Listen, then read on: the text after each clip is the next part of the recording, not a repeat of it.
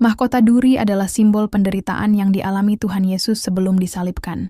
Mahkota ini terbuat dari ranting berduri yang dianyam dan dipakaikan pada kepala Yesus untuk mengejek dan merendahkannya. Mahkota duri ini menjadi simbol penting dalam agama Kristen, mewakili penderitaan dan kasih Tuhan Yesus bagi umat manusia. Penjelasan lebih detail. Simbol penderitaan. Mahkota duri menunjukkan penderitaan fisik dan mental yang dialami Yesus selama perjalanan ke salib, luka-luka yang ditimbulkan duri pada kepala. Yesus adalah bukti nyata dari siksaan yang ia alami. Simbol kasih. Meskipun mahkota duri adalah simbol penderitaan, yang juga mewakili kasih Tuhan Yesus yang tak terbatas, penderitaannya adalah pengorbanan terbesar untuk menebus dosa manusia, simbol keberanian dan harapan. Penderitaan Yesus yang ditunjukkan oleh mahkota duri juga memberikan harapan dan keberanian bagi umat Kristen. Penderitaannya adalah bukti kekuatan kasih dan harapan yang mengalahkan maut. Kisah dalam Alkitab. Kisah tentang mahkota duri dicatat dalam Injil Matius 27-29, Injil Markus 15-17, dan Injil Yohanes 19-25. Sebagai kesimpulan, mahkota duri adalah simbol yang kaya akan makna, yang melambangkan penderitaan, kasih, dan harapan dalam perjalanan iman Kristen. Thanks for watching.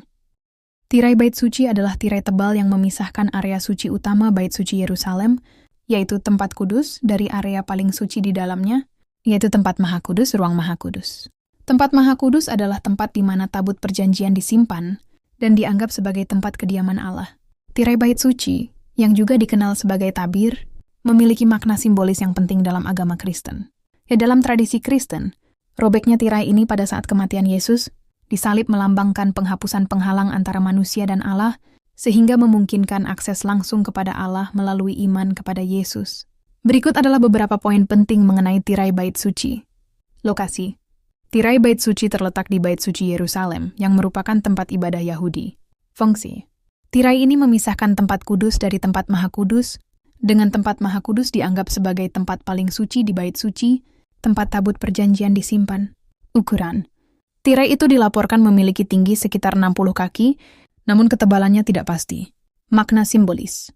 Robeknya tirai pada saat kematian Yesus melambangkan penghapusan penghalang antara manusia dan Allah, sehingga memungkinkan akses langsung kepada Allah melalui iman kepada Yesus.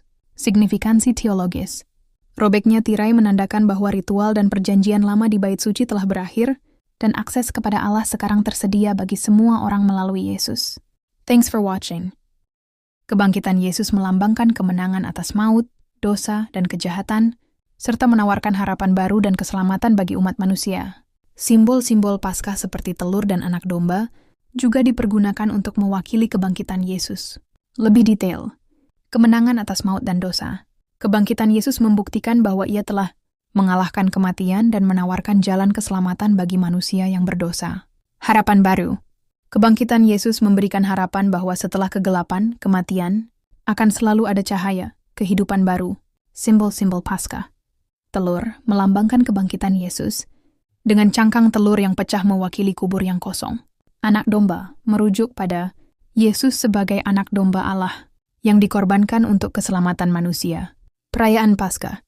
Umat Kristen merayakan Paskah untuk memperingati kebangkitan Yesus dan merenungkan makna kemenangannya. Thanks for watching.